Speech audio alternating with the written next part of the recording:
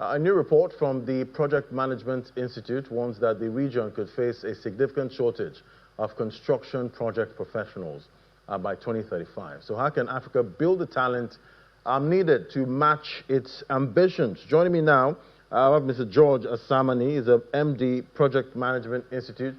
Joins me via Zoom. Great to have you on the show, sir. Good morning. Hi, good morning. Thanks for having me, and good morning to the viewers as well. Fantastic, thank you. So we see the Construction Talent Gap Report shows that sub-Saharan Africa could face a 57% shortage of construction project professionals by 2035. How do you reconcile the rapid growth in demand in emerging economies? Yeah, thanks for that. So just some context rather on the question. There's economic growth all around the world. In fact, your last slot was actually based on economic growth, and of course, there's more growth in some countries than others. Economic growth is driven by projects, and in this case, we're talking about construction projects. In sub-Saharan Africa, some of the key construction projects or programs that are going to deliver growth across the region are PIDA, which you just mentioned. That's the Program for Infrastructure Development in Africa. And for example, in Nigeria, we have the National Integrated Infrastructure Master Plan. In Ghana, we've got this big push. These are just a few examples of national or regional construction projects that are going to drive growth. Because of this growth, because of this need for projects, we will need more construction project managers over the next 10 years. In fact, the report you're talking about is up to 2035. And the report shows that we're actually not going to have enough construction project managers if we don't grow the talent pool alongside the project needs that we have. In other words, if we continue on the current trajectory of the construction industry culture and hiring practices, there will be this deficit. And essentially, that's what we're calling the construction project management talent gap. It's a gap because the number of qualified professionals is not growing enough or as much as compared with the number of future projects. Globally, that construction project talent gap is about 2.5 million by 2035. And in sub-Saharan Africa, the gap will be 150,000 professionals by 2035. And in fact, Ethiopia actually will have the highest construction talent gap because of the growth. That's assuming the hiring practices don't change. So to your question, that 57% shortage in sub-Saharan Africa is this 150,000 people talent gap by 2035. And it comes about because of the need for growth, the growth that is happening in the region. And of course, it's not limited to Africa.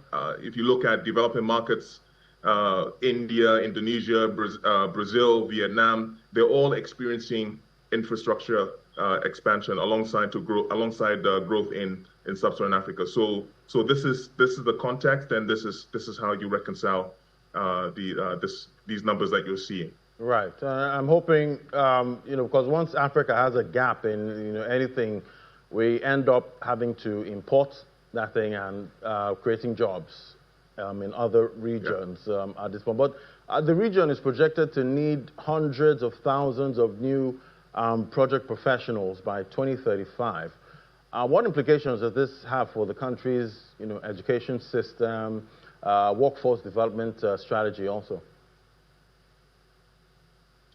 Yeah, so from the education system point of view, there's work needed. I think a lot of people have been talking about the education system for a while in different contexts. In this context, we need to look at, how do we not just be academically smart or, academically gifted? How do we also be practically gifted? How do we get graduates to leave institutions with real project experience, real exposure to timelines, project pressure, stakeholder dynamics? Because this is what makes or breaks projects in the real world. So how do we get our education systems to provide this practical understanding of the real world environment? Because without this, again, we're going to produce graduates who are really academically strong, but then operationally unprepared. The other aspect is digital capability. It's really not an option anymore, as we know, right? With AI and the vast range of technologies that's available nowadays. So the digital capability is table stakes. It's foundational.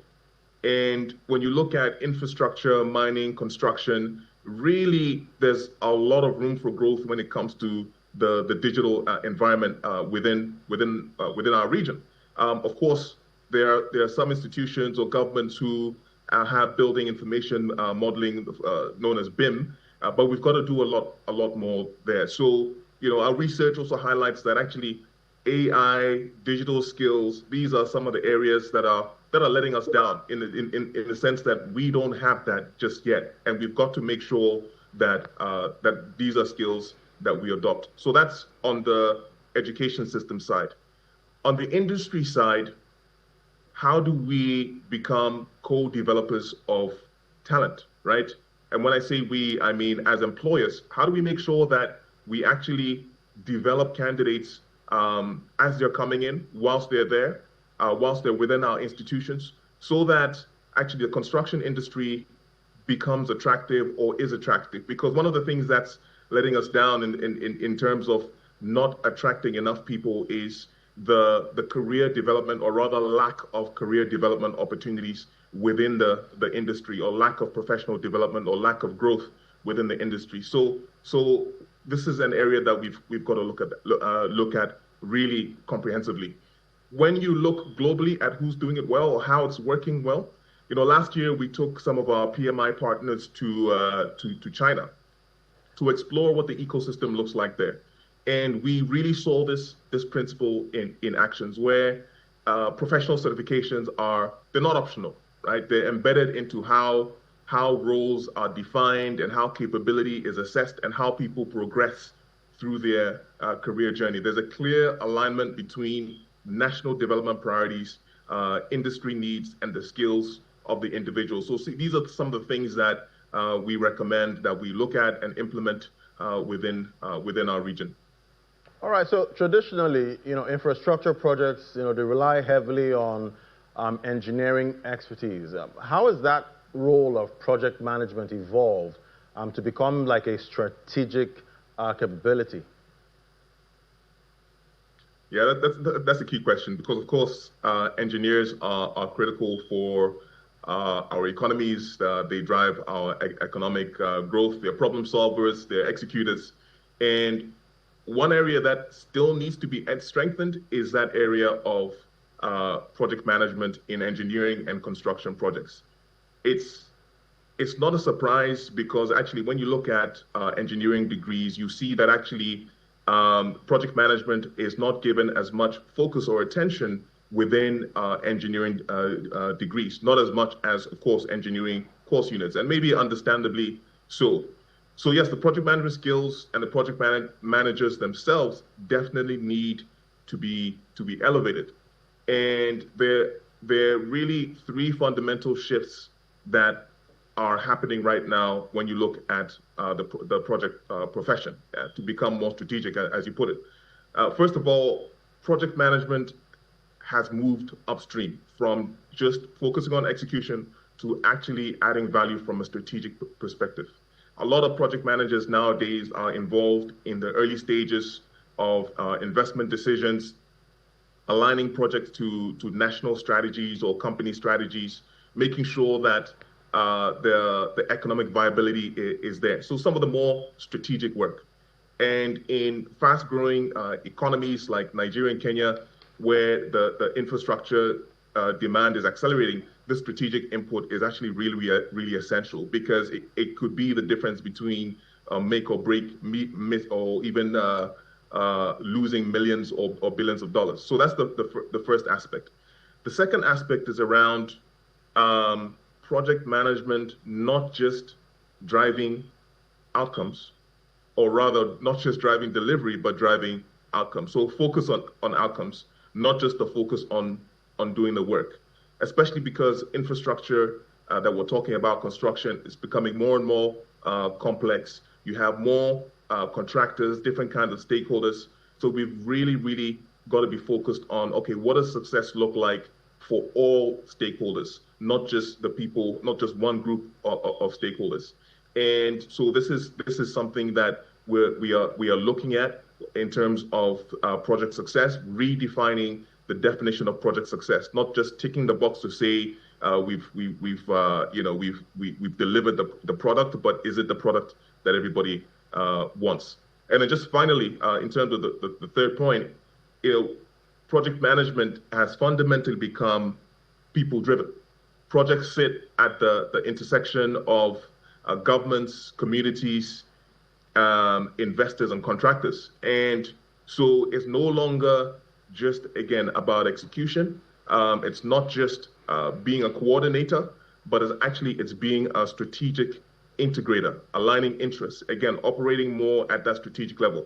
And this is why actually our focus for the profession globally, but we'll talk about Africa, is on elevating our profession based on what we are calling MORE, M-O-R-E. And this is an acronym that is helping to guide and encourage and position project managers more at the strategic level.